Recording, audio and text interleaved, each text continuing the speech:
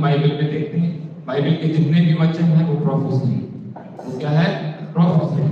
और उससे पहले जो लाइन लिखी है कि आत्मिक आदतें, स्पिरिचुअल चीजों को आपने क्या करना है? इच्छा करनी। इच्छा एक बहुत बड़ा वर्ड है। इच्छा एक बहुत बड़ा वर्ड है।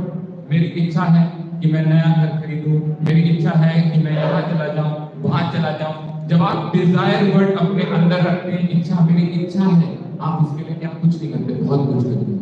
कई लोग अपने सपनों को कंप्लीट करने के लिए हार्ड वर्क करते हैं या कुछ ऐसा करते हैं, कोई प्लानिंग करता है। क्यों? जो एक फादर होता है वो अपने बच्चों के लिए प्लानिंग करता है, क्यों? उसकी इच्छा है कि उसके बच्चे अच्छे कॉलेज में जाए, अच्छी यूनिवर्सिटी में जाए।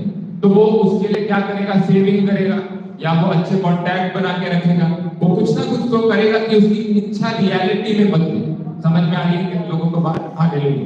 तो यहाँ जो टॉपिक है वो है स्पिरिचुअली हैबिचुअली, मतलब आत्मिक तरीके से भी जब हम इच्छा करते हैं आत्मिक चीजों के लिए, तो उसके लिए आपको मेहनत करनी पड़ती है। हालेलुया। वो ऐसे खुद से नहीं होती। बहुत सारे लोग मुझसे प्रार्थना कराते कि मैं आत्मिक में बढ़ूं। मैंने बोला तुमने मेहनत करी आत्मिक में बढ़ने की? वो कहते हैं कितना तुम बाइबल पढ़ते हो, कितना तुम प्रार्थना करते हो? तो उनका जवाब यही होता है कि संडे हम लोग जाते हैं चर्च में, या फिर कभी कभी प्रेयर मीटिंग होती है तब हम कर लेते हैं। मैंने बोला नो, ये रॉन्ग है। आप बोल रहे हो कि मुझे आत्मा में बढ़ना, बट आपको आत्मा में बढ़ने की इच्छा ही नहीं, तो आप मेहनत क्या करोगे? कहते नहीं इच्छा है। मैंने बोला मेहनत कर रहे हो? कहते कभी कभी रह जाते हैं। ये नहीं होता। जब हमारे मन में इच्छा होती है किसी चीज को करने के लिए, जब हम सोचते हैं कि नहीं ये हम करेंगे, तो हम उसकी मेहनत करते हैं। तो अगर आपको आत्मिक तरीके से बढ़ना है तो आपको आत्मिक आदतें लगानी पड़ेंगी। और वो आत्मिक आदतें क्या है? परमेश्वर का वचन पढ़ना रेगुलरली, क्योंकि प्रभु यीशु मसीह ने अपने चेलों के बीच में इस बात को बोला, जो शब्द मैं तुम्हारे बीच में कह रहा हूं आत्मा और जीवन है।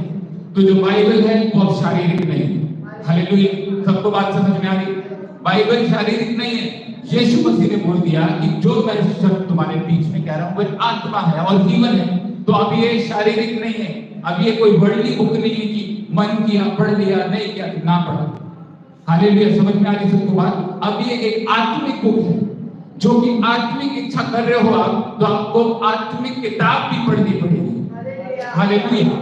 और बाइबल में लिखा, जब आप आत्मिक किताबों को पढ़ते हैं, जब आत्मिक बाइबल को आप पढ़ेंगे, उसी से आपको फल मिलेंगे, आपकी आत्मिक इच्छा पूरी होने की। जोर से महिमा करो परमेश्वर की स्तुति करो।